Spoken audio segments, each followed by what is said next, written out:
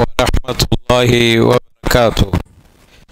الحمد لله والصلاة والسلام على رسول الله وعلى آله حزب الله وأصحابه جند الله.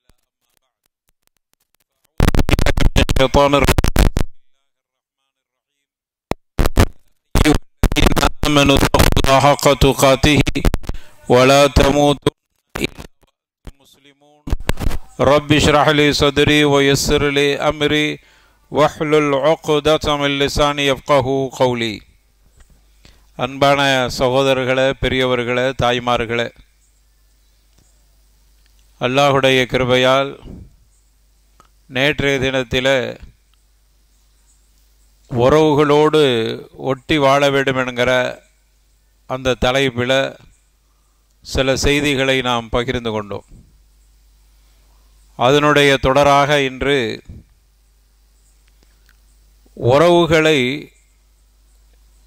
வெட்டி வாழ்வதால் ஏற்படுகிற அபாயங்கள்.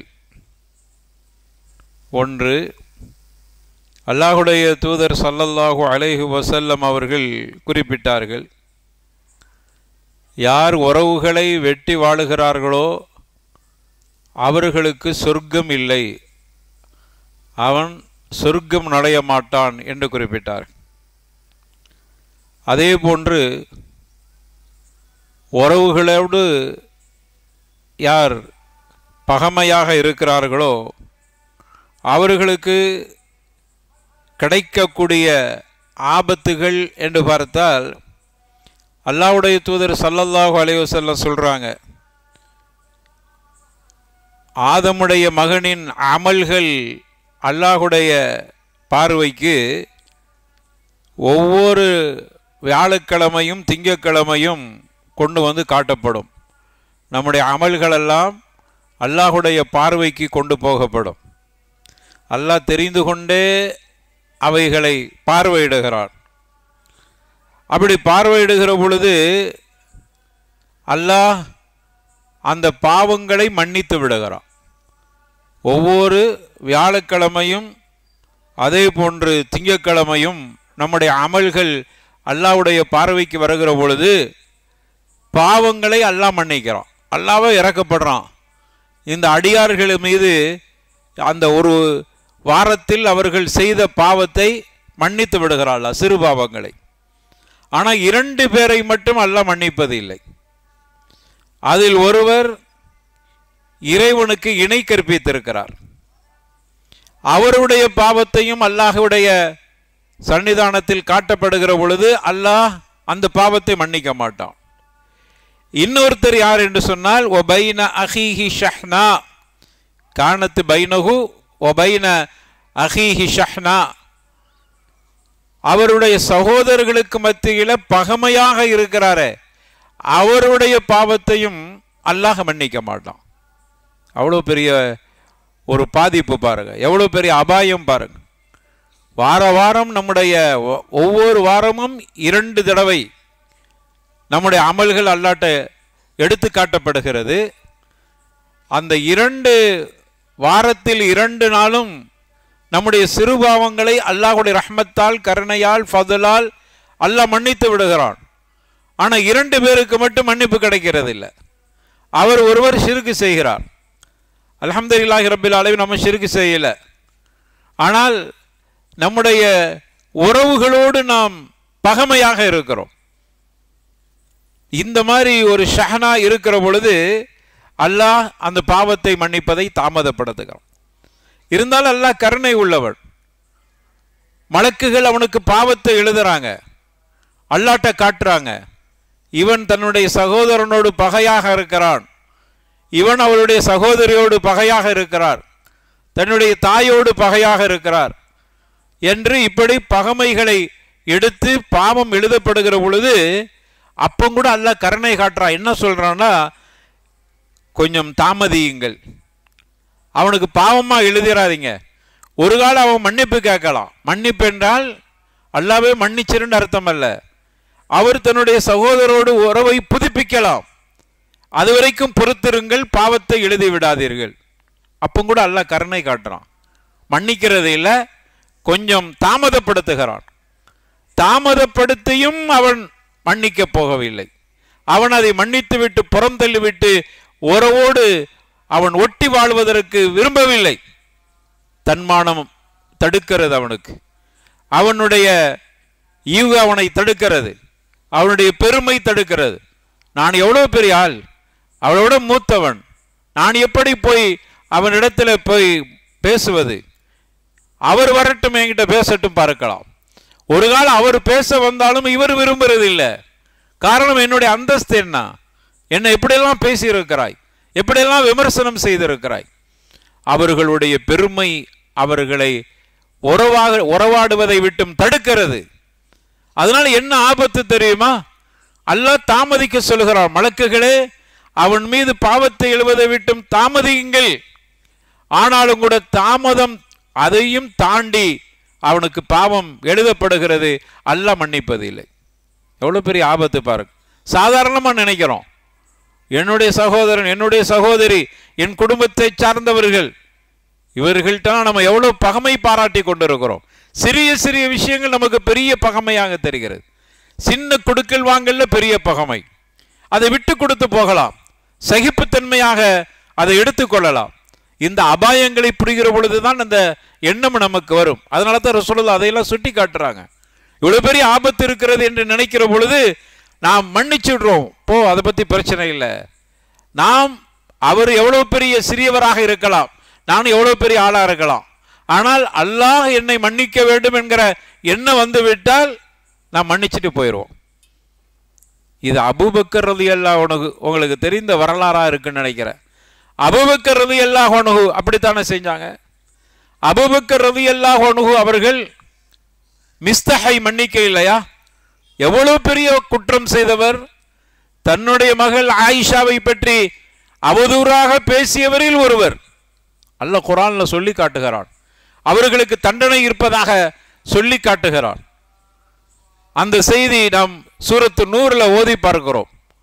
அந்த அளவுக்கு அல்லாஹ் விவரமாக அந்த வரலாறை சஹீஹுல் புகாரியில பதிவு செய்யப்பட்ட செய்தியாக ரசூலுல்லாஹி ஸல்லல்லாஹு அலைஹி வஸல்லம் அதை பதிவு செய்கிறாங்க. அப்போ இப்படியான நிலையில தன்னுடைய மகளை அவதூறாக பேசிய மிஸ்தஹுக்கு நான் எந்த உதவியும் செய்ய மாட்டேன் சத்தியம் பண்ணாங்க. உதவியே செய்ய மாட்டேன் என்ற முடிவுக்கு வந்தாங்க. கண்டிப்பாக அவர்கள் எடுத்த முடிவு குறை காண முடியாது. தான் பெத்த பிள்ளையும் மேலே அவதூறு, அதுவும் கூட ஒரு பத்தினித்தனமாக இருக்கிற தப்பு செஞ்ச ஒரு பெண்ணை சொல்லிவிட்டால் அது வேறு விஷயம். ஆனால் தப்பு செய்யாத ஒரு பத்தினித்தனமான பெண்ணின் மீது அவதூறு சொல்லப்படுகிறது. அது தான் பெத்த மகள், நபிகள் நாயகத்தினுடைய மனைவி என்ற ஒரு உணர்வு இல்லாமல் இப்படி பேசிவிட்டாரே, அவருக்கு நான் எந்த உதவியும் செய்ய மாட்டேன். அவருடைய செலவினங்களுக்கு கொடுத்து வருகிறார், அவருடைய உறவு, சொந்த உறவு, அவருக்கு அவர் கஷ்டப்பட்டு கொண்டிருக்கிறார், பொருளாதார உதவி செய்கிறாங்க. எனவே இப்படி ஒரு நிலை வருகிற பொழுது கோபத்தால் இனிமேல் எந்த உதவி செய்ய மாட்டேன் என்று சொல்லிவிட்டார். அல்லாஹ் உடனே கேட்கிறான், அல்லாஹ் உங்களுடைய பாவத்தை மன்னிக்க விரும்ப மாட்டீர்களா? அல்லாஹ்வுடைய ஒத்த கேள்வி அபூபக்கரை மாற்றிவிட்டது. அவர்கள் எவ்வளவு பெரிய ஆளு. உலகத்திலே நபிமார்களுக்கு அடுத்து ஒரு சிறந்த மனிதர் என்றால் அபூபக்கர் சித்திக் ரலியல்லாஹு அன்ஹு. நபிமார்களுக்கு அடுத்து உலகத்திலேயே மனிதர்கள சிறந்தவர்கள் என்றால் அபூபக்கர் சித்திக் ரலியல்லாஹு அன்ஹு. அவர்களே அவ்வளவு பெரிய அந்தஸ்து பெற்றார். ரசூலுல்லாஹி ஸல்லல்லாஹு அலைஹி வஸல்லம் சொன்னாங்க, அபூபக்கர் தகலல் ஜன்னா, சொர்க்கவாசி என்று சொன்னார்கள். அப்படிப்பட்ட அபூபக்கர், அல்லாஹ்வுடைய தூதர் ஸல்லல்லாஹு அலைஹி வஸல்லம் நேசிக்கிற அபூபக்கர், முதல் கலீஃபா அபூபக்கர், எல்லா நேரங்களிலும் அபூபக்கர் அபூபக்கர் என்றே ரசூலுல்லாஹி ஸல்லல்லாஹு அலைஹி வஸல்லம் அவர்கள் முன்னிலைப்படுத்திய அபூபக்கர். இப்படி எவ்வளவோ சிறப்பு இருக்கிறது. மிஸ்தஹ் ஒரு சிறிய சஹாபி, அவ்வளவுதான். இவருடைய அந்தஸ்து தனி. ஆனா இங்கு அந்தஸ்தை பார்க்கவில்லை, அல்லாஹ் என்னை மன்னிக்கணும். இதாங்க உறவு முறையில நாம் கடைபிடிக்க வேண்டிய அம்சம். அல்லாஹ் என்னை மன்னிக்க வேண்டும். மன்னிக்க வேண்டும் என்று சொன்னால் அவர் சிறியவராக இருந்தாலும் பரவாயில்லை, என்னுடைய சொந்தம், அவரோடு நான் ஒட்டி வாழ வேண்டும். நான் விட்டு கொடுத்து போகிறேன், நான் சகிப்புத்தன்மையோடு நடந்து கொள்கிறேன், நான் மன்னித்து விடுகிறேன். இந்த சிந்தனை வர வேண்டும். இதுதான் இங்கு குறிப்பிடப்படுகிறது. அதனால தான் ரசூலுல்லாஹி ஸல்லல்லாஹு அலைஹி வஸல்லம் சொல்றாங்க, உங்களுடைய நன்மைகள் எல்லாம், உங்களுடைய அமல்கள் எல்லாம் அல்லாஹ்விடத்தில் எடுத்து காட்டப்படுகிற நாள் ஒவ்வொரு வியாழக்கிழமையும் திங்கட்கிழமையும். அந்த நேரத்தில் குடும்பங்களை வெட்டி வாழுகிற ஒவ்வொருவர்களுடைய பாவங்களும் மன்னிக்கப்படாமல் தடுக்கப்படுகிறது. இவ்வளவு பெரிய ஆபத்து இருக்கிறது. இந்த செய்தி சஹீஹ் முஸ்லிமில் பதிவு செய்யப்பட்டிருக்கிறது. அருமையானவர்களே, அபூபக்கர் சித்தீக் ரலியல்லாஹு அன்ஹு அவர்கள் இதை பார்த்து பயந்துதான் அவர்களுடைய சொந்தங்களை மன்னித்தார்கள், அவருக்கு தொடர்ந்து உதவி செய்தார்கள். அதே போன்று இன்னொரு செய்தியை பார்க்கிறோம், அபூதாவுதில் பதிவு செய்யப்பட்ட செய்தி. உலகத்தில் அல்லாஹ் குற்றம் செய்யக்கூடிய குற்றவாளிகளுக்கு தண்டனை கொடுப்பதை தாமதப்படுத்துகிறான். இந்த உலகத்தில் பெரும்பகுதி தண்டனை கொடுக்கறது இல்லை. அல்லாஹ் இல்லைன்னு சொல்றவனும் சரி, அல்லாஹ்க்கு நிகராக சிலைகளை வணங்கக்கூடியவனையும் சரி, அல்லாஹ்வை விட அவர்கள் வேற யாரையாவது பெரிய ஆளாக நினைக்கிறவனையும் சரி, இப்படி எப்படிப்பட்ட இழிவான வேலையை செய்தாலும், இஸ்லாத்துக்கு எதிராக வேலைகளை செய்தாலும், அப்படிப்பட்ட அநியாயக்காரர்களை கூட அல்லாஹ் இந்த உலகத்தில் உடனே தண்டிக்க மாட்டான், விட்டு வைப்பான். அநியாயம் செய்ய செய்ய அவர்கள் எல்லா வகையிலும் உயர்ந்துகிட்டு போற மாதிரி தெரியும். அவர்களுடைய தண்டனை அல்லாஹ் பிற்படுத்துகிறான். மறுமையில் அல்லாஹ் அவர்களுக்கு தண்டனை கொடுப்பான்.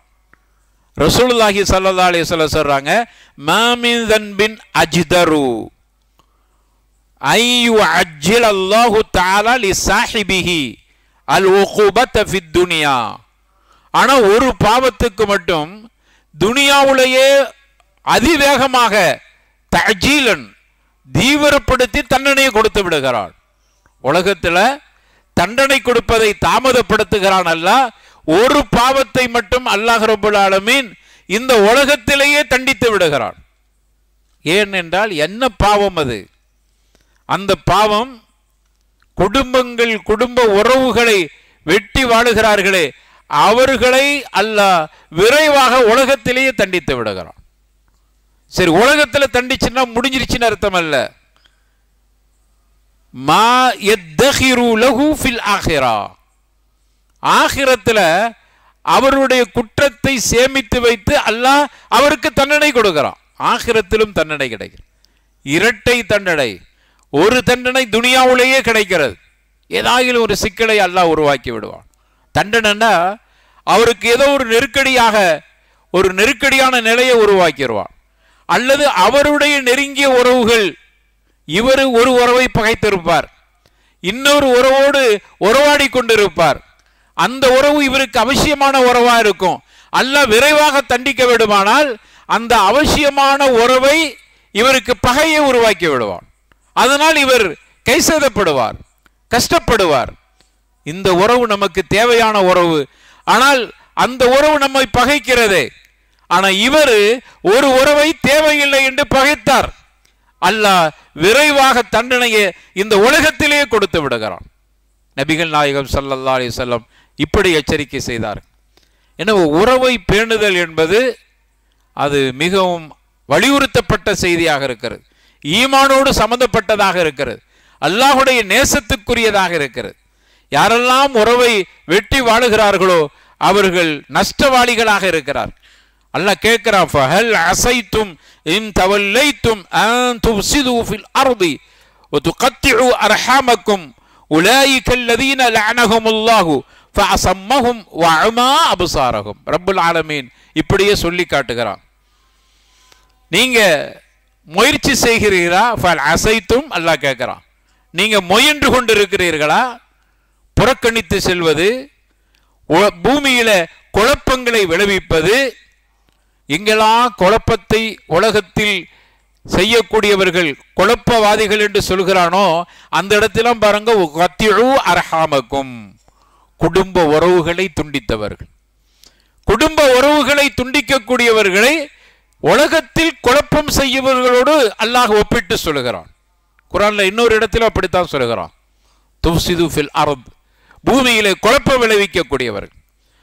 துகத்திஉ அர்ஹாமக்கும், உங்களுடைய உறவுகளை துண்டிக்கக்கூடிய இந்த உலகத்தில் குழப்பங்கள் செய்து கொண்டிருக்கிற, புறக்கணித்து கொண்டு பொடுப்போக்காக இருக்கக்கூடியவர்கள். அப்படி முயற்சி செய்கிறீர்களா அப்படின்னு சொல்லிட்டு, அவர்கள் யாரு தெரியுமா? உலைக்கல் லதீன லஅனஹுமுல்லாஹ், அல்லாஹ் அவர்களை சபிக்கிறான். அவர்களை அல்லாஹ் செவிடர்களாகவும் குருடர்களாகவும் ஆக்கி விடுகிறான். மறுமையில் அவர்களுக்கு கிடைக்கிற தண்டனையை பற்றி சொல்கிறான். அவ்வளவு தூரத்துக்கு அவர் கேவலப்படுத்தப்படுவார். இதெல்லாம் குடும்ப உறவுகளை வெட்டி வாழக்கூடியவர்களுக்கு இவ்வளவு தண்டனை இருக்கிறது. அதனால நமக்குள் குடும்பங்களில் சின்ன சின்ன விஷயங்களில் பகைமையாக இருக்கிறவர்கள் அதை தொடர்ந்து விட வேண்டாம். நீங்களே மன்னிச்சுட்டு போங்க, நீங்களே உங்கள்கிட்ட விட்டு கொடுத்து போங்க, அவர்கள்ட்ட சலாம் சொல்லிட்டு முன்னேறி செல்லுங்கள். உங்களில் சிறந்தவர் யாரு தெரியுமா? முதல்ல சலாமை கொண்டு யார் ஆரம்பிக்கிறாரோ. பகைமை இருக்கிறது, இருவரும் ஒரு இடத்துல இருக்கிறார், இவருக்கும் அவருக்கும் பகைமை. ஆனால் பகைமையாக இருந்தவர்கள் ஒரு பக்கத்தில் ஒரே இடத்துல சந்திக்கிற வாய்ப்பு கிடைக்கிற பொழுது நபிகள் நாயகம் ஸல்லல்லாஹு அலைஹி வஸல்லம் இப்படியே சொல்றாங்க, நம்மகிட்ட நடக்கிற அந்த காட்சியை சொல்லி காட்டுகிறார். அவர்கள் ஒரே இடத்துல சந்திக்கிறார்கள். சந்திக்கிற பொழுது இவரை பார்த்தாட நம்முடைய பகைமையின் பக்கத்தில் இருக்கிறானே, நமக்கு பிடிக்காதவன் பக்கத்தில் இருக்கிறானே என்று தன்னுடைய முகத்தை அப்படியே திருப்பிக் கொள்கிறார். பிடிக்காதவங்க அப்படி தானே, இவரை பார்த்தோடனே முகத்தை அப்படி திருப்பி, இவருக்கு சலாம் சொல்லக்கூடாது, பேசக்கூடாது, அப்படியே திருப்பி விடுகிறார். ஆனால் இந்த இருவர்களில் சிறந்தவர் யாரு தெரியுமா?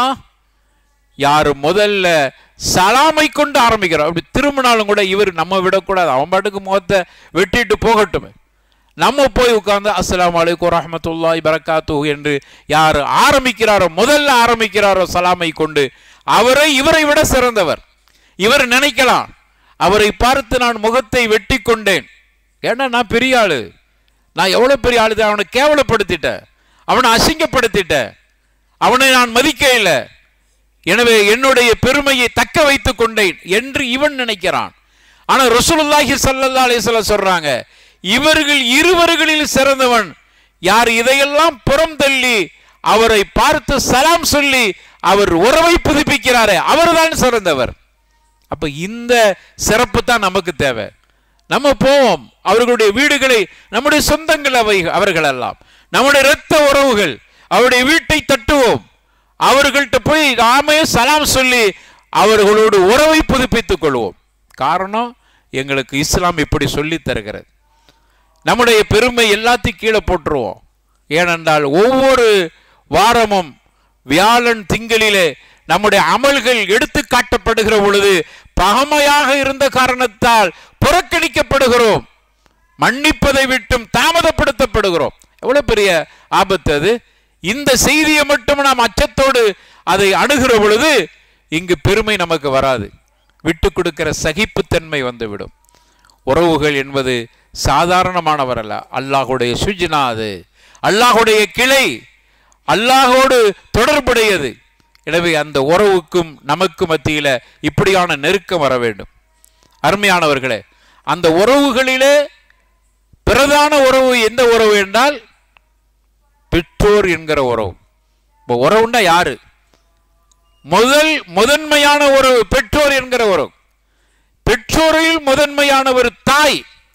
நபிகள் நாயகத்திடம் வந்து கேட்கப்படுகிறது, யார சொல்லலாம், நான் நெருக்கமான உறவை வைத்துக் கொள்வதற்கு, சுஹபத்தை முதன்மைப்படுத்துவதற்கு யார் முதலில் தகுதியுடையவர்? உம்முக்க என்று சொன்னார். இரண்டாவது கேட்கப்பெரு யார்? அடுத்தது யாரு? உம்முக்க. மூன்றாவது யாரு? உம்முக்க. முதல் 3 இடம் உன்னுடைய தாய்க்கே நீ கொடுக்க வேண்டும். என்னுடைய நேசத்திற்கும் சுஹபத்திற்கும் நெருக்கத்திற்கும் உறவாடலுக்கும் விருப்பத்திற்கும் நான் முதன்மை கொடுக்க வேண்டியவர்கள் 3 இடத்திலும் தாயே இருக்கிறாள். 4வது யாருன்னு கேட்கும்போது அபூக்க, உன்னுடைய தந்தை. அப்ப முதல் 3 இடம் தாய்க்கும், 4வதாக தந்தைக்கும், அதற்கு பிறகுதான் உன்னுடைய மனைவி பிள்ளைகள் என்று அடுத்தடுத்து இந்த தர்தீபை இஸ்லாம் சொல்லி தருகிறது. முதல்ல உன்னுடைய தாய், உம்முக்க உம்முக்க. இன்னைக்கு நம்முடைய தாய் எந்த இடத்தில் வைக்கப்படுகிறாள்? திருமணத்திற்கு முன்னால், கபல நிக்கா பஹத நிக்கா. நம்ம கிட்ட இந்த வித்தியாசம் இருக்கிறது. திருமணத்திற்கு முன்னால், திருமணத்திற்கு பின்னால். திருமணத்திற்கு முன்னால் தாயோடு இருக்கிற நெருக்கம் திருமணத்திற்கு பிறகு எவ்வளவு பெரிய இடைவெளி வந்து விடுகிறது. அது நம்ம போன்ற ஊர்களில் அம்மா வீட்டுக்கு போய் பார்க்க போறது, தாயை பார்க்க போறது கூட தினமும் போய் கொண்டு இருந்தது. கடைசியில் என்ன ஆகி விடுகிறது, வாரத்தில் ஒரு முறை. அப்புறம் பிள்ளைய தேடுறா, கல்யாணம் முடிச்சு கொடுத்தோம், பொண்டாட்டி வீட்டிலே இருக்கிறாங்க, பிள்ளை தாயை வந்து பார்ப்பது இல்லை. எவ்வளோ பெரிய இது. அந்த தாய் பதறுகிறாள், பிள்ளை இப்படி போயிட்டாரன்னு. அப்போ தாய்க்கு முதன்மை இடம் கொடுங்கள். உன்னுடைய நெருக்கமான உறவுகளில் முதன்மை 3 இடம் உன்னுடைய தாய், 4வது இடம் தந்தை, 5வது மனைவி இருக்கட்டும். அந்த வித்தியாசத்தை நீங்கள் கொடுக்கிறது என்பது அன்புல பண்புல பாசத்தில் வித்தியாசம் என்பதல்ல. அதுக்காக வேண்டி நம்ம நீ 5வது 6வது தான் உனக்கு இடம் என்று மனைவியை கொச்சைப்படுத்துவதற்கு இல்லை. தாய்க்கு முன்னுரிமை கொடு, தாயோடு அந்த அளவுக்கு நெருக்கமாக இரு. தாயுடைய துவா உனக்கு தேவைப்படுகிறது. ஒரு தாய் தன்னுடைய பிள்ளைக்காக வேண்டி கையேந்து விட்டால் அல்லாஹ் அந்த துவாவை தட்டுவது இல்லை, அல்லாஹ் உடனே கபூல் செஞ்சுக்கிறான். எப்போ அந்த தாய் நம் மீது நேசத்தோடு துவா செய்வார்கள், நீங்க அவங்க மேல பாசம் காட்டுகிற பொழுது தானே, உன்னுடைய தாயை அரவணைக்கிற பொழுது தானே. பாருங்க, குர்ஆன்ல அல்லாஹ் ரப்பல் ஆலமீன் இணைத்து இணைத்து சொல்லுகிற வசனங்கள் என்று எடுத்துட்டா 3 விஷயங்களை இணைத்து அல்லாஹ் சொல்லுகிறான். அதுல ஒன்று வகல்லா ரப்புக்க அல்லா தஅபுது இல்லா இய்யா, பெற்றோர்களை பற்றி சொல்லுகிற பொழுது எங்கெல்லாம் பெற்றோர்களுக்கு நீங்கள் அவர்களோடு நன்மை பாராட்ட வேண்டும் என்று எங்கெல்லாம் குர்ஆன் அல்லாஹ் சொல்கிறானோ அங்கெல்லாம் அல்லாஹ்வை தவிர வேறு யாரையும் வணங்கக்கூடாது என்று அல்லாஹ் இணைத்து சொல்வான். பெற்றோர்களுடைய நலம் விரும்பிகளாக நீங்கள் இருக்க வேண்டுமானால் இருக்க வேண்டும் என்று வலியுறுத்தி விட்டு அல்லாஹ்வை தவிர வேற யாரையும் வணங்கக்கூடாது என்பதை அல்லாஹ் கட்டளையாட்டிருப்பான். இங்க இதை சொல்லிட்டு அடுத்தது அல்லாஹ்வுடைய வணக்கத்தை பற்றி சொல்லுவான். இதை இப்படி இணைத்து இப்னு அப்பாஸ் ரலியல்லாஹு அன்ஹு சொல்றாங்க, இது அல்லாஹ் கொடுக்கிற முக்கியத்துவம். அல்லாஹ்வை வணங்கணும், இணை கற்பிக்க கூடாது என்று சொல்லுகிற வசனத்திற்கு முன்னாடி உன்னுடைய பெற்றோர்களிடத்தில் நல்ல முறையில் நடந்து கொள் என்று அல்லாஹ் வலியுறுத்துகிறான். 2 இணைத்து சொல்கிறான். அதே போன்று இன்னொரு இடத்துல அல்லாஹ் இணைத்து சொல்லக்கூடிய இன்னொரு அம்சம், எங்கெல்லாம் அத்தியுல்லாஹ் என்று சொல்றானோ அதுக்கு அடுத்து கண்டிப்பாக அத்தியுர் ரசூல், அல்லாஹ்வுக்கு நீங்கள் வழிபடுங்கள், கட்டுப்பட்டு நடங்கள் என்று சொல்லுகிற இடத்தில் எல்லாம் அல்லாஹ்வுடைய தூதருக்கு கட்டுப்பட்டு நடங்க. அல்லாஹ்வை சொல்லிட்டு அடுத்து அல்லாஹ்வுடைய தூதரை சொல்லுவான். இது 2வது. 3வதாக இணைத்து சொல்லக்கூடிய வசனம் எடுத்துக்கொண்டால் அகிமுஸ்ஸலா என்று எங்கெல்லாம் சொல்றானோ, தொழுகையை நிலைநிறுத்துங்கள் என்று எங்கெல்லாம் சொல்றானோ அங்கெல்லாம் வாத்து ஜக்கா, ஜக்காத்தை கொடுத்து வாருங்கள் என்று அல்லாஹ் ரப்பல் ஆலமீன் சொல்வான். இப்னு அப்பாஸ் ரலியல்லாஹு அன்ஹுமா ரயீசுல் முஃபஸ்ஸிரீன் இந்த 3 வசனங்களையும் எடுத்து நமக்கு அதை முன்னுரிமைப்படுத்தி காட்டுறாங்க. இதிலிருந்து என்ன புரிகிறோம் என்றால், பெற்றோர்களிடத்தில் நல்ல முறையில் நடந்து கொள்வது என்பதை அல்லாஹ் மிக மிக நேசிக்கிறான். எனவே தான் தன்னை வணங்க வேண்டும் என்ற வசனத்தை சொல்லுகிற பொழுதெல்லாம் அதற்கு முன்னாடி தாயிடத்தில் நல்ல முறையில் நடந்து கொள், தந்தையிடத்தில் நல்ல முறையில் நடந்து கொள், பெற்றோர்களிடத்தில் நல்ல முறையில் நடந்து கொள் என்று சொல்லிட்டு தான் அல்லாஹ் ரப்பல் ஆலமீன் அல்லாஹ்வை தவிர வேற யாரையும் வணங்கக்கூடாது என்கிற கட்டளை அல்லாஹ் கொடுத்திருக்கிறான். அப்ப அதோடைய முக்கியத்துவத்தை புரிந்து கொள். நம்மள ஷிர்க்கு கூடாது, ஏகத்துவத்தில் இருக்கணும் அப்படிங்கிறத எவ்வளவு தூரத்துக்கு நாம் கடைபிடிக்கணும் என்று ஆசைப்படுகிறோமோ கடைபிடிக்க வேண்டும்.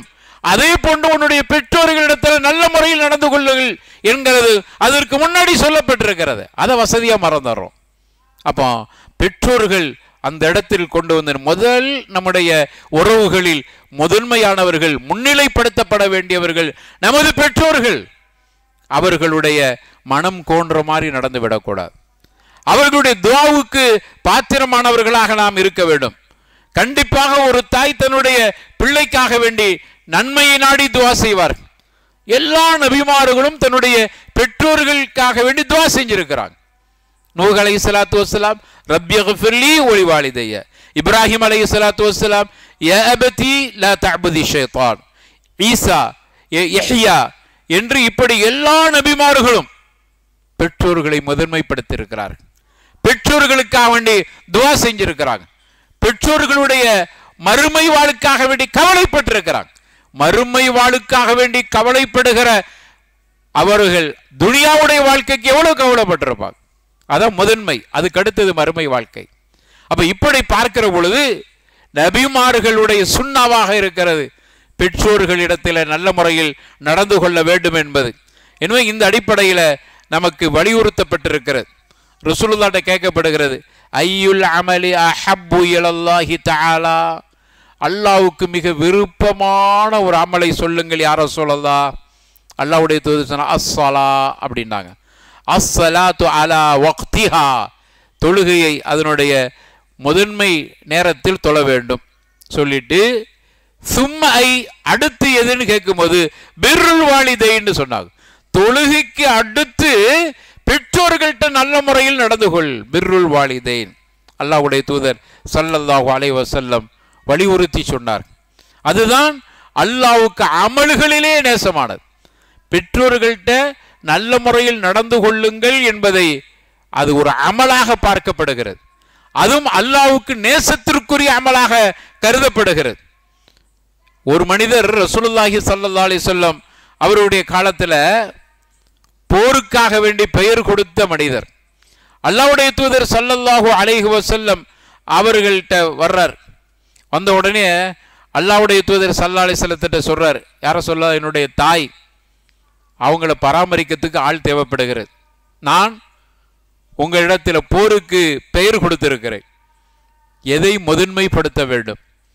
போருக்கு செல்வது என்பது அன்னைக்குள்ள காலகட்டத்தில் ஒரு வீரர் வருகிறார் என்பது பெரிய விஷயம். அவரை நம்ம இழந்துடக்கூடாது. அப்போ ஒருவர் பேர் கொடுத்திருக்கிறார். இப்போ நமக்கு தேவை, நம்முடைய சமூகத்தை பாதுகாக்க வேண்டியிருக்கிறது, ஈமான்தாரிகளை பாதுகாக்க வேண்டியிருக்கிறது. நம்ம ஈமான் உள்ளவர்களாக இருக்கக்கூடிய நம்முடைய சொந்த பந்தங்களை பாதுகாக்க வேண்டியிருக்கிறது. அப்படியானால் போருக்கு செல்ல வேண்டும் என்பது ரொம்ப முக்கியத்துவம் வாய்ந்தது. அவர் எதற்கு முக்கியத்துவம் கொடுக்க வேண்டும் என்று கேட்கிற பொழுது அல்லாஹ்வுடைய தூதர் ஸல்லல்லாஹு அலைஹி வஸல்லம் இந்த விஷயத்தை கேட்டுட்டு சொல்றாங்க, உன்னுடைய பெற்றோர்கள் ஹயாத்தா இருக்கத்தானே செய்றாங்க. ஆமா, பெற்றோர்களுக்கு முன்னுரிமை கொடுக்கிறதா அல்லது போருக்கு வர்றதா? ரசூலுல்லாஹி ஸல்லல்லாஹு அலைஹி வஸல்லம் சொன்னாங்க, ஃபஜாஹித், உன்னுடைய பெற்றோர்களிடத்தில் நீ அர்ப்பணிப்பு செய்து கொண்டிரு, அதுவே சிறந்தது. போரை காட்டிலும் உன்னுடைய பெற்றோருக்கு ஹித்மத் என்பது சிறந்தது என்று ரசூலுல்லாஹி ஸல்லல்லாஹு அலைஹி வஸல்லம் சொன்ன செய்தி சஹீஹான கிரந்தங்களில், குறிப்பாக புகாரியில் பதிவு செய்யப்பட்ட செய்தி. எனவே அல்லாஹ்வுடைய பொருத்தம், ரிதர் ரப்பு, அல்லாஹ்வுடைய பொருத்தம் பெற்றோரின் பொருத்தம், அல்லாஹ்வின் வருத்தம் பெற்றோரின் வருத்தம், அல்லாஹ்வின் பெற்றோரின் பொருத்தம் அல்லாஹ்வின் பொருத்தம், அல்லாஹ்வின் வருத்தம் பெற்றோரின் வருத்தம். எந்த அளவுக்கு இணைச்சு சொல்றாங்க. உன்னுடைய பெற்றோருடைய பொருத்தத்தை நீ அடைந்து விட்டு அல்லாஹ்வுடைய பொருத்தத்தை அடைந்து கொள்ளலாம். அப்படின்னா பெற்றோருன்னு இருந்து இபாதத்தை தான் செய்யல அப்படின்னு அர்த்தம் அல்ல. உன்னுடைய இபாதத்துக்கள், அதே மாதிரி இணை கற்பிக்காத அடிப்படையில் வாழுதல், நன்மையான காரியங்களை செய்தல், இதோடு மட்டுமல்ல உன்னுடைய பெற்றோருடைய திருப்தி இப்படி அணைந்து கொண்டால் அல்லாஹ்வுடைய திருப்தியை அடைந்து விடுவாய். உன்னுடைய பெற்றோரின் திருப்தியின் மூலமாக அல்லாஹ்வுடைய திருப்தி உனக்கு கிடைக்கிறது. உன்னுடைய பெற்றோரின் கோபத்தின் மூலமாக ஒருவன் அல்லாஹ்வுக்கு செய்ய வேண்டிய கடமைகளை சரியா செஞ்சிடறான், ஆனால் பெற்றோர்களை நேசிப்பதில்லை, அவர்களோடு ஒரு உறவாடுதல் இல்லை. அவர்கள் விரும்புறாங்க மகன் தன் பக்கத்தில் அமர்ந்து பேச வேண்டும், தன்னுடைய மகன் என்னை பற்றி விசாரிக்க வேண்டும், அவனிடத்தில் நான் எல்லா வகையான விஷயங்களையும் பகிர்ந்து கொள்ள வேண்டும். ஒரு தாய் அப்படி ஆசைப்படுறாங்க. எந்த பிள்ளையும் அதற்கு ஈடு கொடுப்பதில்லை, ஒரு சிலரை தவிர, அல்லாஹ் ரஹ்மத் செய்தவர்களை தவிர. அப்ப இப்படியான பொருத்தத்தை அடையாமல் அல்லாஹ்வுடைய பொருத்தத்தை அடைய முடியாது. நீ வெறுமனே இபாதத்தின் மூலமாக மட்டும் அல்லாஹ்வை நெருங்கி விடலாம் என்றிருந்தால் உன்னுடைய பெற்றோர்கள் பகைமையாக இருக்கிற பொழுது அந்த இபாதத்தின் மூலமாக அல்லாஹ்வுடைய பொருத்தத்தை அடைய முடியாது. பெற்றோருடைய பொருத்தத்தை நீ அடையாத வரைக்கும், பெற்றோருடைய வருத்தம் இருக்கவே அல்லாஹ்வுடைய பொருத்தம் உனக்கு எப்படி கிடைக்கும்? இதைத்தான் நபிகள் நாயகம் ஸல்லல்லாஹு அலைஹி வஸல்லம் சுட்டி காமித்தார். எனவே நம்முடைய பெற்றோர்கள் மிக முக்கியமான இடத்தில் இருக்கிறார்கள். அவர்களை நான் நேசிப்பது கடமையாக இருக்கிறது, அவர்களுக்கு பணிவிடை செய்வது கடமையாக இருக்கிறது, அவர்களுடைய துஆவுக்கு நாம் நம்மை ஈடுபடுத்திக் கொள்வது கடமையாக இருக்கிறது. அவர்களுக்காக வேண்டி நாம் எதை அவங்க கேட்கிறத கொடுக்க, உமாக்கு இவ்வளவுதான் செலவுக்கு கொடுக்குறோம் அப்படின்னு இருக்கக்கூடாது. உம்மாவுக்கு எவ்வளவு விருப்பம் அதை கொடு. நீ சிறுவராக இருக்கிற பொழுது உனக்காக வேண்டிய எவ்வளவு அர்ப்பணிப்புகள் அந்த பெற்றோர்கள் செய்திருக்கிறார். அதை கொஞ்சம் நினைச்சுப்பார்.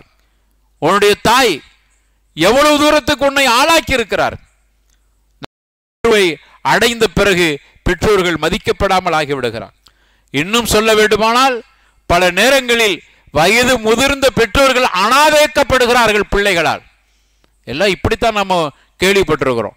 தாய் தந்தை இல்லாம பிள்ளைகள் அனாதையா போயிட்டாங்கன்னு சொல்லுவோம். ஆனா இன்னைக்கு எப்படி ஆகி போச்சுன்னா, அவ்வளவு பிள்ளைகளை பெற்றெடுத்த பெற்றோர்கள் தன்னுடைய பிள்ளைகள் இல்லாம பெற்றோர்கள் அனாதையாக்கப்பட்டிருக்கிறார். வயது முறிந்த தாய், வயது முதிர்ந்த தந்தை, பிள்ளைங்க ஊர்ல இருக்கிறது இல்லை, பெற்றோர்கள்ட்ட சரியா நெருக்க வைத்துக் கொள்வது இல்லை. என்ன நினைக்கிறாங்கன்னா, நம்ம தான் அம்மாவுக்கு தேவையான எல்லாத்தையும் கொடுத்துறோமே, அவங்க கேட்குற பணத்தை கொடுத்துட்றோம், அவங்களுக்கு தேவையெல்லாம் கொடுத்துட்றோம், அவங்களுக்கு சோறாய்க்கு கொடுக்கறதுக்கு வேலைக்காரியை கொடுத்துட்றோம், துணி துவைச்சு கொடுக்கறதுக்கு எல்லாம் முடிஞ்சு, சாப்பாடாக்கி வேலைக்காரி பக்கத்திலேயே அம்மாவுக்கு கொடுத்துட்றாங்க. இதுக்கு மேலே என்ன வேண்டும்? ஒரு பிள்ளை அப்படி நினைக்கிறார். ஆனால் ஒரு விஷயத்தை புரிந்து கொள்ளுங்கள், உங்களுடைய பெற்றோர்களை நீங்கள் அனாதையாக்கிட்டீங்க. அந்த தாய்க்கு இதை விட விருப்பம் என் மகன் என் பக்கத்தில் அமர வேண்டும் என்று ஆசைப்படுகிறாள். முடிகிறதா? நம்ம அமெரிக்காவில் இருக்கிறோம், இங்க தாயை தனியாக தவிக்க வைத்திருக்கிறோம். இது எப்படி தாயுடைய நேசத்தை எப்படி பெற முடியும்? ரசூலுல்லாஹ் சொன்ன சுஹ்பத், அந்த ஹதீஸ்ல சுஹ்பத்னு வருகிறது. சுஹ்பத் என்று சொன்னாலே நெருக்கமாக பக்கத்தில் இருப்பது அப்படின்னு அர்த்தம். அந்த சஹாபி அப்படித்தான் கேட்கிறாங்க, நான் முதன்மை சுஹ்பத்தில் முதன்மைப்படுத்துவது யாருன்னு கேட்கும் போது உம்முக்குன்னு சொன்னாங்க. நான் நெருக்கமாக இருப்பதில், நெருக்கமா இருக்கிறதுன்னா தூரத்துல உட்கார்ந்துட்டு வீடியோ காலில் பேசுறது நெருக்கம் தானே, அப்படி அல்ல. அந்த நெருக்கத்துல மனதார நெருக்கம் எப்படி வரும்? பார்வையில நெருக்கம் இருக்கிறது, ஒரு தொட்டு உணர்தலில் நெருக்கம் இருக்கிறது. அந்த நெருக்கம் தான் உள்ளத்தோட சேரும். அதுக்கு தானே முசாஹபா செய்வது, முசாஹபா செய்வது இருக்குத நமக்கு பெரிய நன்மையை கொடுக்கிறது. நபிகள் நாயகம் ஸல்லல்லாஹு அலைஹி வஸல்லம் சொன்னாங்க, ஒரு முஸ்லிமானி எல்தகியானி யதசாஃபஹானி, இரண்டு முஸ்லிம்கள் ஒரு இடத்தில் சந்திக்கிறார்கள், இருவர்களும் முசாஹபா செய்கிறார்கள். அப்படி இருவர்களும் முசாஹபா செய்து ஹத்தா யதஃபர்ரகா, அந்த இடத்தை விட்டு அவர்கள் இருவர்களும் பிரிவதற்கு முன்னால் அல்லாஹ் ரப்பல் ஆலமீன் இருவர்களுடைய பாவத்தை, சிறு பாவத்தை அல்லாஹ் மன்னித்து விடுகிறான். எந்த அளவுக்கு என்ன உதாரணம் சொல்றாங்க, எந்த அளவுக்கு என்று சொன்னால், ஒரு மரம் காய்ந்து போயிருக்கிறது, சருகுகள் காய்ந்த இலைகள் ஒட்டி கொண்டிருக்கிறது. சூறாவளி காற்றடித்த சஹாபாக்கள்கிட்ட கேட்கிறாங்க, சூறாவளி காற்றடிக்கிற பொழுது அந்த மரத்தில் ஒட்டிருக்கிற இலைகள் மரத்தில் ஒட்டிருக்குமா கீழே உதிர்ந்து விழுமான்னு கேட்கிறாங்க. சஹாபாக்கள், யார சொல்லலாம், சிறிய லேச உழுக்குனால விழுந்து எல்லாம் காஞ்சியில ஒட்டிக்கிட்டு இருக்குது, சூறாவளி காற்றுனா ஒண்ணுமே இருக்காது. அதை போன்று இருவர்களும் ஒரு இடத்தில், இரு முஸ்லிம்கள் ஒரு இடத்தில் சந்தித்து சலாம் சொல்லி முசாஹபா செய்து அந்த இடத்தை விட்டு பிரிவதற்கு முன்னால் மரத்தின் இலைகள் சருகுகள் அப்படியே உதிர்ந்து போவதை போன்று சிறு பாவங்கள் உதிர்ந்து போய்விடுகிறது. ஏன் அப்படி சொன்னாங்க? இந்த இரண்டு கைகளும் இரண்டாக இரண்டும் இணைகிற பொழுது கைகள் இணையல்ல, கல்பு இணைகிறது. இருவர்களுடைய உள்ளங்கள் இணைகிறது. இந்த கையுக்கும் உள்ள கையுக்கும் கல்புக்கும் தொடர்பு இருக்கிறது. அதனால தான் ரசூலுல்லாஹி ஸல்லல்லாஹு அலைஹி வஸல்லம் அவர்கள் தோழர்கள்ட்ட கையை கொடுக்கறாங்கன்னா அவர் கையை எடுக்கிற வரைக்கும் காத்திருப்பாங்க. ரசூலுல்லாஹ்வை கையை உருவ மாட்டாங்க, இறுக பிடித்துக் கொள்வார். இதயத்தால் ஒன்றிணைகிறோம், நம்ம யாரும் வேறு இல்லை, நீ தனி நான் தனி இல்லை, இணைகிறோம். அப்போ தொட்டுணர்தல் என்பது இஸ்லாத்தில் அது உள்ளபடியாக அதற்கென ஒரு தனி முக்கியத்துவம் இருக்கிறது. அப்படியானால் ஒரு தாய் அவளை எங்கேயோ நம்ம வச்சுட்டு பங்களால தான் வச்சிருக்கிறோம் தாயை, கார் இருக்குது, டிரைவர் இருக்கிறார், சோறாக்கி கொடுக்கறதுக்கு வேலைக்காரி இருக்கிறாங்க, தேவையானது எல்லாமே வந்து கிடைக்கிறது. அதை தாண்டி அந்த தாய் இடத்தில் போய் கேட்டு பாருங்கள், என் பிள்ளைய எதில் பார்த்துட்டு இருக்கிற, வீடியோ காலில் பார்த்துட்டு இருக்கிற, பிள்ளையை பார்த்து ரொம்ப நாள் ஆச்சு. அந்த தாய்க்கு ஆசை தன்னுடைய பிள்ளையை பக்கத்தில் தொட்டுணர்ந்து அவர்கிட்ட பேசணும், அவருடைய தலையை தடவி கொடுக்கணும், அவருடைய மேனியை தடவி கொடுக்கணும். அந்த தாய் ஆசைப்படுகிறாள். இதான் சொல்லுகிறோம், பிள்ளைகளால் பெற்றோர்கள் அனாதையாக்கப்பட்டு விட்டார். எவ்வளவு பெரிய கொடுமை! இதை தாங்கிக் கொள்ள முடியாது இந்த கொடுமை. எல்லா பரக்கத்து இருக்கு, அந்த பரக்கத்து இருந்து எதற்கு? இந்த உள்ளத்துல ஒரு ராகத்து இல்லையே. அப்ப இப்படியான நிலையையும் பார்க்கிறோம். இங்க நம்ம சேர்ந்து வாழுதல், சேர்ந்து உறவை புதுப்பித்துக் கொள்ளுங்கள், உங்களுடைய உறவோடு ஒட்டி வாருங்கள், ஒட்டி வாழுங்கள் என்றெல்லாம் வலியுறுத்தப்படுகிறது. ஒட்டி வாழுதல் என்பது வீடியோ காலில் உள்ளது. ஒட்டி வாழுங்கள் எப்படி வரும்? அப்போ பெற்றோர்கள் விஷயத்தில் நாம் இப்படிப்பட்ட ஒரு தவறை செய்து கொண்டிருக்கிறோம். நபிகள் நாயகத்துக்கிட்ட ஒரு மனிதர் வருகிறார். இப்னு உமர், அப்துல்லாஹ் இப்னு உமர் ரலியல்லாஹு அன்ஹுமா வரலாஹுமா அவங்க அறிவிக்கிறாங்க, வந்து இன்னி அஸப்து தன்பன் அதீமன், அல்லாஹ்வுடைய தூதரே நான் ஒரு பெரிய பாவம் செஞ்சிட்டேன். ஃபஹல்லி தௌபா, எனக்கு ஏதாவது மன்னிப்பு இருக்குதான்னு கேட்குறேன். ஒரு பெரிய பாவம் செஞ்சுட்டேன், ஏதாவது மன்னிப்பு இருக்குதா? உடனே அல்லாஹ்வுடைய தூதர் ஸல்லல்லாஹு அலைஹி வஸல்லம் கேட்டாங்க, ஹல்லக மின் உனக்கு தாய் இருக்குதாப்பான்னு கேட்டாங்க. அந்த பாவம் என்னன்னு சொல்லப்படையில. ஆனால் ரசூலுல்லாஹ் திருப்பி கேட்குறாங்க, நீ பெரிய பாவம் செஞ்சுட்டா சரி, அதுக்கு தௌபா இருக்கான்னு கேட்குறா. அதற்கான தௌபா பரிகாரம் உனக்கு தாய் இருக்கிறான்னு திரும்ப கேள்வியாக கேட்குறாங்க. அப்போ அவர் இல்லை, எனக்கு தாய் இல்லை, தாய் மூத்தா போயிட்டாங்க. திரும்ப கேட்குறாங்க, ஹல்லக்க மின் ஹாலா, அல்லது உனக்கு சாட்சி இருக்குதான்னு கேட்குறாங்க. ஹாலத், உங்கள் உம்மாவோட தங்கச்சி இருக்குதா?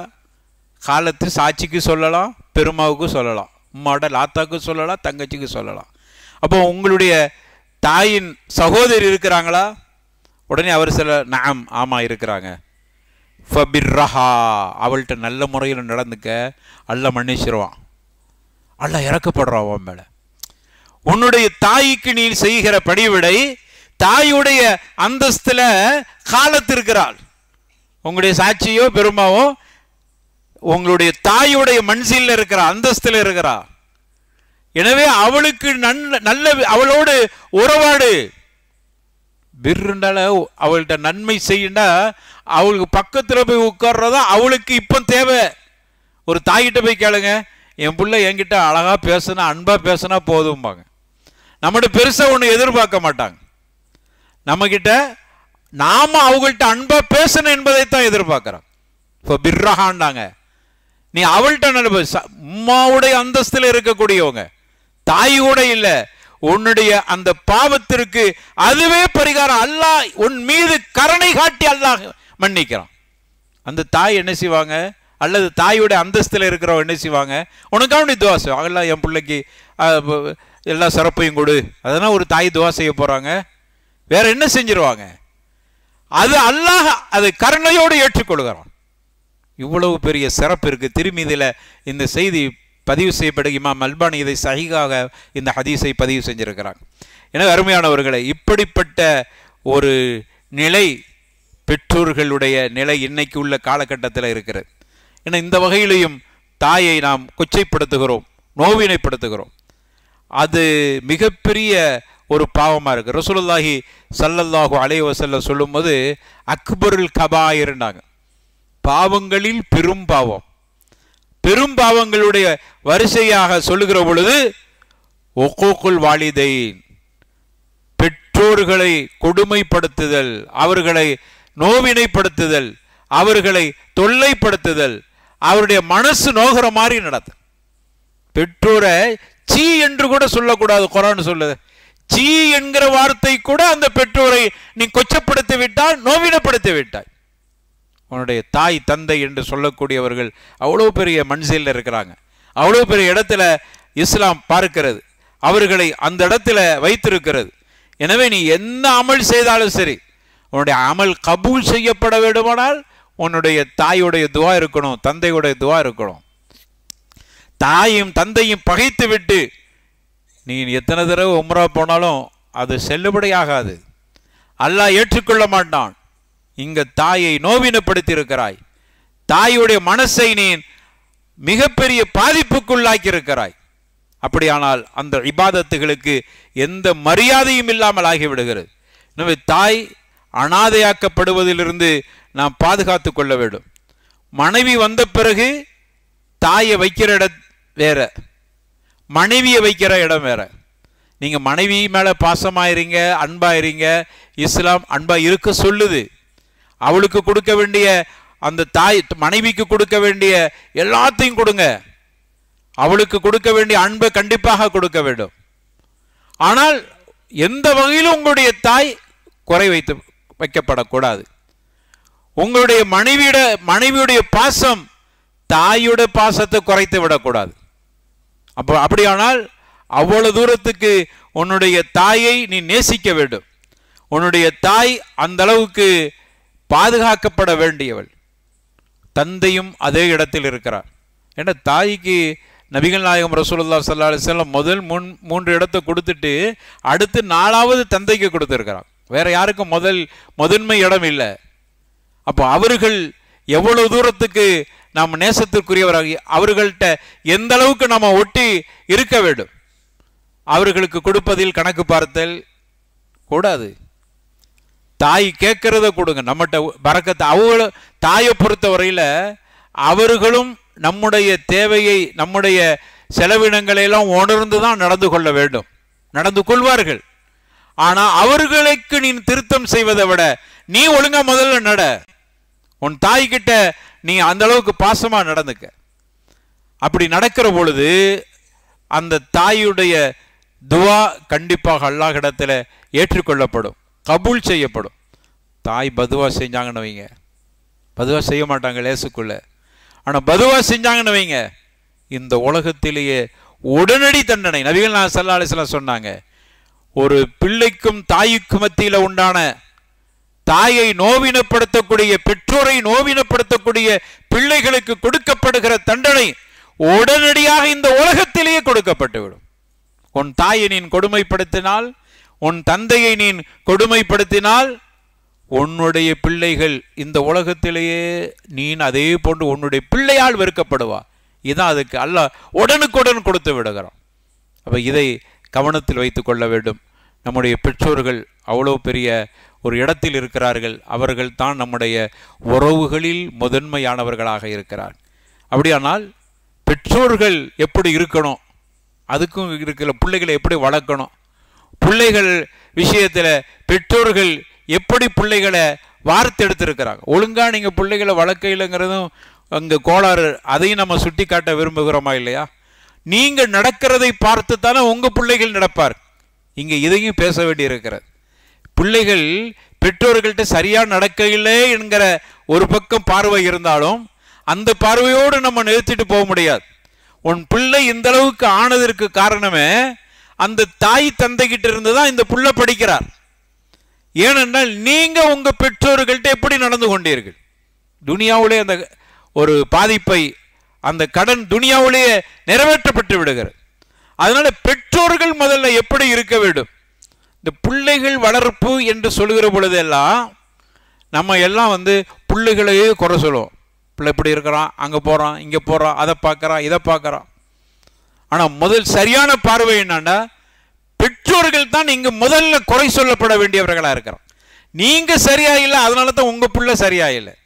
ஒவ்வொரு பிள்ளைகளும் இன்னைக்கு அவர்கள் தீயவர்களாக இருக்கிறார்கள் என்று சொன்னால் அதில் கண்டிப்பாக பெற்றோர்களின் பங்கு கண்டிப்பாக இருக்கிறது. பிள்ளைகளை குறை சொல்வதில் வேலை இல்லை. பிள்ளைகளை குறை சொல்வதற்கு முன்னால் பெற்றோர்களே அதற்கு காரணமாக இருக்கிறார். என் பிள்ளை என் சொல்ல கேட்க இல்லை அப்படின்னு சொல்ற பெற்றோர்களுக்கு நாம சொல்றோம், உன் பிள்ளை உன் சொல்ல கேட்கிற மாதிரி ஏன் அவர்களை தயார்படுத்தவில்லை? அப்போ அந்த பார்வையும் கண்டிப்பாக இங்கே பார்க்கப்பட வேண்டியிருக்கிறது. அதனால் அது சம்பந்தமாகவும் இன்ஷா அல்லாஹ் நாளை தலைப்பில் அது மாதிரியான விஷயங்களில் பெற்றோர்கள் எந்த இடத்தில் தவறு செய்கிறார்கள் என்பதையும் நாம் இங்கு கவனத்தில் கொள்ள வேண்டியிருக்கிறது. எனவே இதையெல்லாம் நாம் சரி செய்து கொண்டால் நம்முடைய உறவுகள் சிறப்பாக இருக்கும். அதே போன்று பெற்றோர்களுக்கும் பிள்ளைகளுக்கும் மத்தியில் உண்டான உறவுகளும் நல்லதாக இருக்கும். அப்படிப்பட்ட நல்ல உறவை அல்லாஹ் ரப்பல் ஆலமீன் நமக்கு மத்தியில் உண்டாக்க வேண்டும். அல்லாஹுடைய பொருத்தம் அடைந்த அடியார்களாக மாறுவதற்கு அல்லாஹ் எல்லா வகையான தௌஃபீக்கும் தர வேண்டும் என்று அல்லாஹ்விடத்தில் துஆ செய்து இந்த உரையை முடித்துக் கொள்கிறேன். வாஹிர் தஅவானானி அல்ஹம்துலில்லாஹி ரப்பில் ஆலமீன். வஸ்ஸலாமு அலைக்கும் வரஹ்மத்துல்லாஹி வபரகாத்துஹு. சுப்ஹானல்லாஹ்.